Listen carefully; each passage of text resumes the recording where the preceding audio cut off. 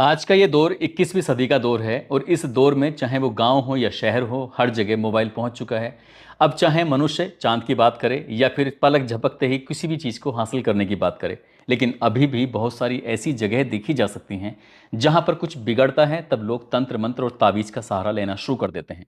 दरअसल आज की कहानी जो मैं आपको सुनाने जा रहा हूँ, इस कहानी में एक समय की कमी थी और समय की कमी होने की वजह से वो शायद अपने परिवार पर उतना ध्यान नहीं दे पा रहा था जितना क्या उस व्यक्ति को अपने परिवार पर ध्यान देना चाहिए था। महिला ने तंत्र मंत्र का सहारा लेने के बाद कुछ ऐसा हासिल करने की कोशिश की जिसकी शायद उसको चाहत थी, और चाहत तो उसकी शायद पूरी हुई नहीं हुई, लेकिन वो प्यार में पड़ जाती है। उस महिला को प्यार हो जाता है और जैसा वो महिला कर रही थी ठीक उसकी बेटी भी उसकी देखा देखी वैसे ही करने लगती है। माँ और बेटी दोनों को ही अफेयर हो जाता है, दोनों को ही लव हो जाता है। जिनसे लव होता है, जिनसे प्यार होता है, वो भी कहीं ना कहीं अपने रिश्तों के साथ खिलवाड़ कर रहे थे, धोखा कर रहे थे, और इसी धोखेधड़ी, इसी समय की कमी की वजह से एक दो नहीं तीन कत्ल हो जाते हैं। और तीन कत्ल की गूंज जब लोगों तक पहुंचती है इस सोशल मीडिया के माध्यम से, इन अखबार, टेलीविज़न और मोबाइल के माध्यम से, तब लोगों को यकीन नहीं हो रहा था कि आखिरकार इस समाज में ऐसे भी लोग रहते हैं।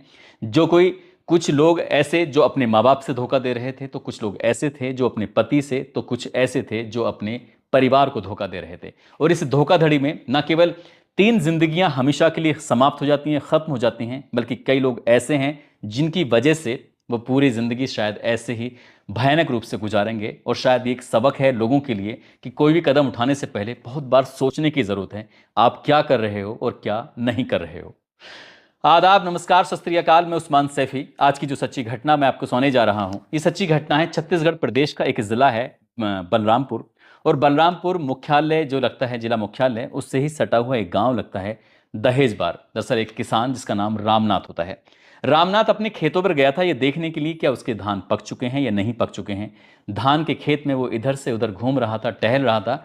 अचानक ही मानव की खोपड़ी, जो कि कंकाल का रूप ले चुकी थी, उसके पैरों पर आके लगती है। उसको वो अपने हाथ से उठाकर देखता है, उसके बाद उसको छोड़ देता है। लेकिन कुछ दूर और आगे बढ़ता है रामनाथ, जैसे देखता है तो उसे एक और खोपड़ी दिखाई देती है। उसके बाद फिर उसकी जिज्ञासा बढ़ जाती है, क्योंकि उसे पहली खोपड़ी दिखाई दी, फिर दूसरी दिखाई दी। तब उसने देखने की कोशिश की तो पास में एक और खोपड़ी दिखाई देती है। यानी कि तीन मानवों के तीन खोपड़ियां जब उसे दिखाई देती हैं तो उसकी इच्छा और जगने लगती है। उसने फिर बाकी हिस्सों को भी ढूंढना शुरू किया, और जैसे जैसे उसकी इच्छाएं बढ़ रही थी वैसे वैसे उसे डर भी बढ़ रहा था। यहां से वो दौड़ लगाना शुरू कर देता है, गांव के लोगों को आवाज लगाना शुरू कर देता है। अब उसकी आवाज जब गांव तक पहुंचती है तो गांव के लोग उसकी तरफ दौड़ते हैं, पूछते हैं कि रामनाथ क्या बात है, तुम क्यों परेशान हो रहे हो। वो कहता है कि मेरे धान के खेत के अंदर मानव के कंकाल पड़े हुए हैं, तो लगता है किसी ने किसी की हत्या करके यहां पर फेंके हैं। वो इतना ज्यादा परेशान था। ये बात सुनने के बाद फिर गांव के लोगों तक सूचना पहुंचती है, और भी लोग मौके पर पहुंच जाते हैं। और देखते देखते ऐसा समझो जैसे पूरा गांव वहां पर मौके पर उमड़ पड़ता है। अब ये बात जो नज़दीकी पुलिस स्टेशन होता है, बात वहां तक पहुंच जाती है, यानी कि शहर की कोतवाली तक। शहर की कोतवाल तक ये बात पहुंचती है। शहर कोतवाल ने जो एसपी साहब होते हैं, वैभव बंकर, उनके पास भी सूचना पहुंचाई कि साहब एक खेत है और उस खेत के अंदर तीन मानव के कंकाल पड़े हुए हैं। एक साथ तीन लोगों की हत्या होना ये बहुत बड़ी बात हो जाती है।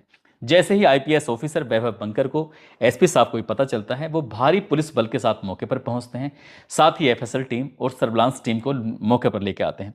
जो इलाका था, यानी कि वो जो खेत है, उसको चारों तरफ से बैरिकेड कर दिया जाता है ताकि वहां पर कोई बाहर का व्यक्ति ना जाए। ये देखा जाए कि आखिरकार क्या मामला है। अब पुलिस इस मामले की जांच पड़ताल में जुट जाती है। जब पुलिस इस मामले की जांच पड़ताल कर रही थी, दरअसल ये बात है 15 नवंबर 2024 की सुबह की ये बात है।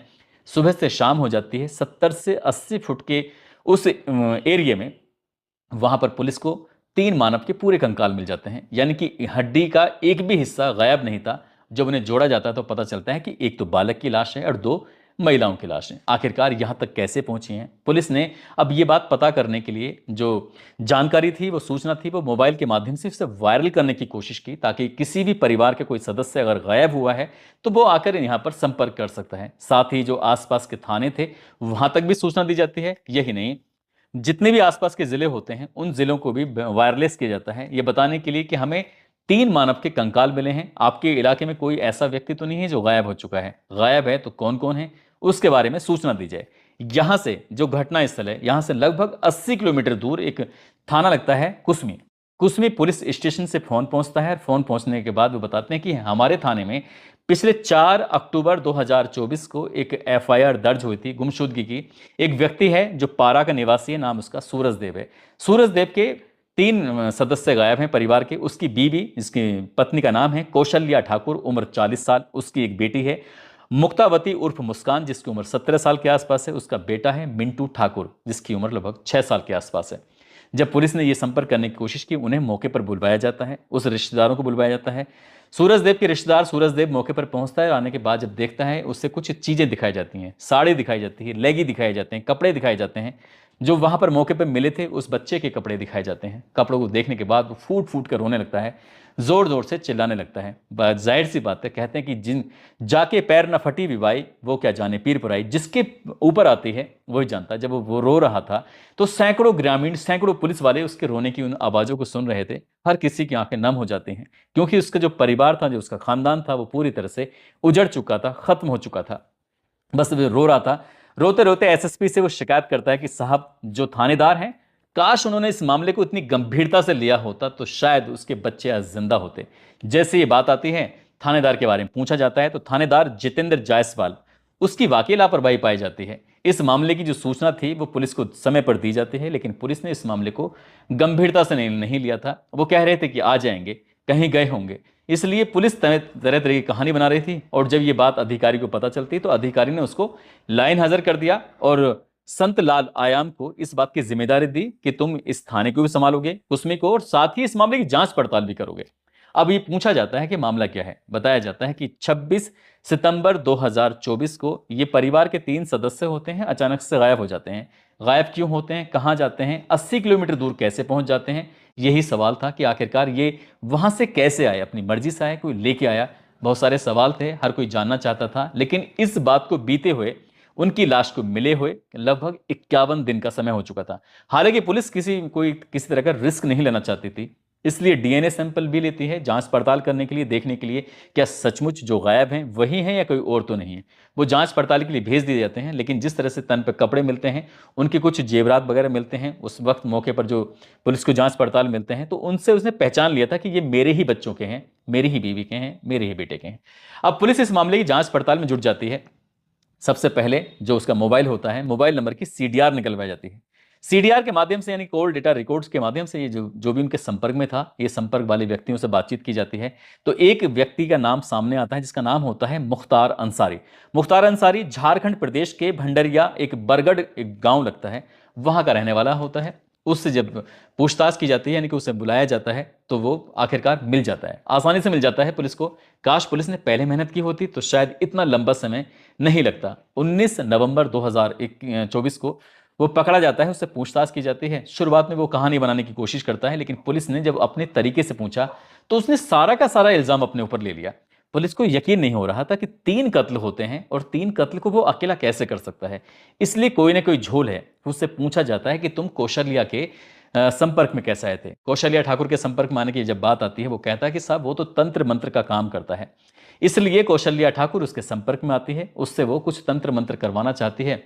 वो उसके लिए कुछ मदद कर देता है और उसकी जब मदद की वजह से ये दोनों एक दूसरे के दोस्त बन जाते हैं। दोस्ती प्यार में बदल जाती है और प्यार कब आगे परवान चढ़ जाता है उनको पता ही नहीं चलता। वो गहरी दोस्ती कुछ ज़्यादा ही हो जाती है। अब वो मुख्तार अंसारी का इस कौशल्या ठाकुर के घर में जब मन करता था तब आ जाया करता था। शायद उसका पति भी शायद इस बात को जानता था, लेकिन वो विरोध नहीं कर पा रहा था। आना जाना चलता रहता है। अब ये मुख्तार अंसारी का छोटा भाई आरिफ अंसारी होता है, जो कि आसपास में ही ठेकेदारी काम करता है, अच्छे खासे पैसे कमा रहा था। भैया की देखा देख वो भी आना शुरू कर देता है। इस घर में जब दस्तक देता है, कौशल्या ठाकुर का मेल मिलाप तो हो जाता है तंत्र मंत्र करने वाले मुख्तार अंसारी से। और जो बेटी होती है, जिसकी उम्र 17 साल के आसपास होती है, मुस्कान, का मेल मिलाप हो जाता है उसके छोटे भाई आरिफ अंसारी से। आरिफ अंसारी पैसे कमाता था। जो भी पैसे कमाता था वो सारे के सारे पैसे उस 17 साल की लड़की पर ही खर्च कर रहा था। 17 साल की लड़की भी खुश थी। दोनों के आपस में ऐसे संबंध बन जाते हैं जैसे क्या पति पत्नी की तरह रहना शुरू कर देते हैं।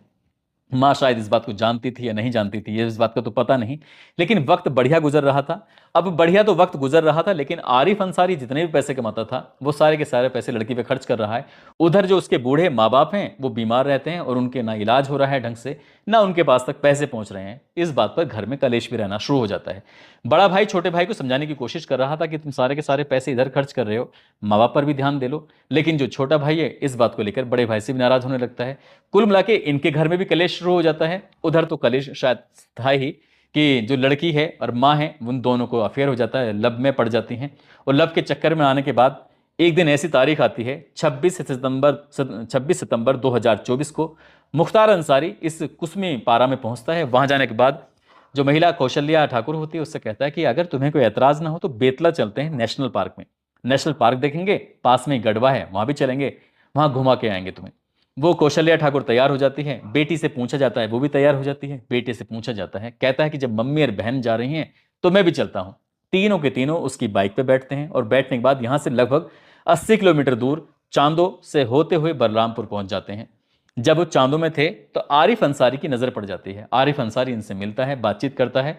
अब इनसे पूछा जाता है कि अब क्या कहाँ जा रहे हो, तो वो कहते हैं कि बलरामपुर जा रहे हैं, रात को वहीं रुकेंगे। देखते ही देखते आरिफ अंसारी भी घर पहुंच जाता है। पांचों लोगों ने इत्मीनान से बैठकर खाना खाते हैं। खाना खाने के बाद अपनी अपनी जगह पर जाकर सो जाते हैं। रात को जैसे आंख खुलती है, आरिफ अंसारी की नीयत तो पहले से ही खराब थी। वो गुस्से में जाता है, वो कहता है कि मैं तुमसे शादी करना चाहता हूं। जब उस मुस्कान से पूछा जाता है, मुस्कान साफ मना कर देती है। पहले भी वो मना कर देती थी साफ साफ, अभी भी उसने साफ साफ मना कर दिया।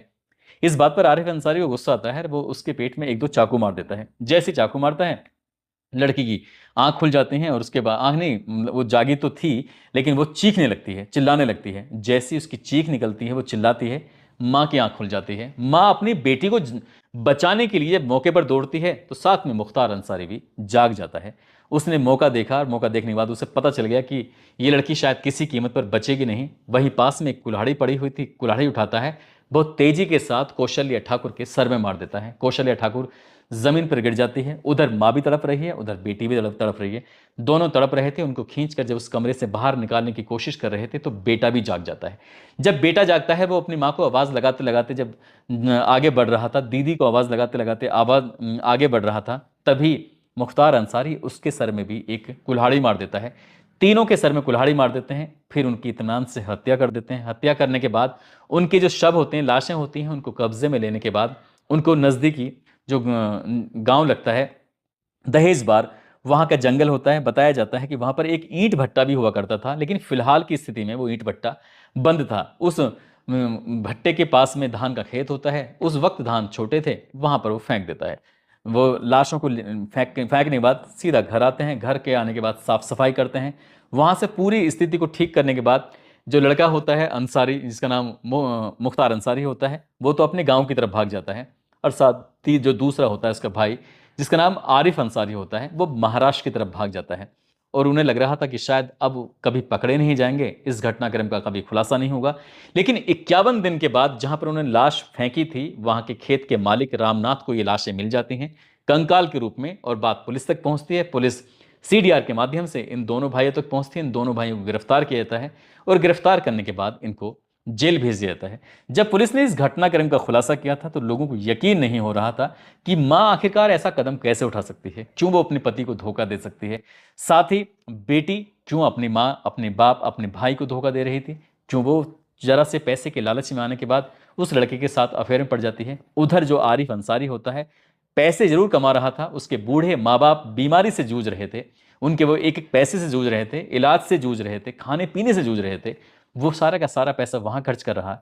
रिश्तों के ऐसे मकर जाल में एक ऐसे नए रिश्तों को जन्म दे रहे थे जिनको ना समाज इजाज़त देता है, ना कोई भी इजाज़त देता है, ना कभी मन इजाज़त देता है। और वो इस तरह के रिश्ते में बनने के बाद वो ना केवल एक बल्कि दो बल्कि तीन कत्ल कर देते हैं। और इन तीन कत्ल का खुलासा होने के बाद लोगों को भी सोचने पर मजबूर होना पड़ता है। वो भी रिश्तों पर कहीं ना कहीं ऐसा लग रहा था कि ऐसे रिश्तों पर कैसे विश्वास करें। अगर पति हो सकता है कि मेहनत मजदूरी कर रहा हो, उसके पास इतना समय ना हो, तो उस महिला की आखिरकार ऐसा कदम उठाने की क्या जरूरत पड़ रही थी। दोस्तों, इस पूरी घटनाक्रम को सुनाने का उद्देश्य किसी को परेशान करना नहीं है, किसी का दिल दुखाना नहीं है, बल्कि आपको जागरूक करना है, आपको सचेत करना है और बताना है कि झूठ की बुनियाद पर रखे गए रिश्ते कभी कामयाब नहीं होते। जैसे कि इस प्रेम कहानी में होता है, यहाँ सिर्फ अपनी अपनी ज़रूरतें पूरी की जा रही थी। वो महिला भी अपनी ज़रूरत पूरी कर रही थी, जो तांत्रिक था वो भी अपनी ज़रूरतें पूरी कर रहा था, वो लड़की भी अपनी ज़रूरत पूरी कर रही थी, और जो उसका प्रेमी था वो भी अपनी ज़रूरत पूरी कर रहा था। अब बाकी की ज़िंदगी जो बच्चे हैं उनकी सलाखों के पीछे गुजरेगी, और जो मर चुके हैं वो कभी शायद लौटकर वापस आएंगे नहीं।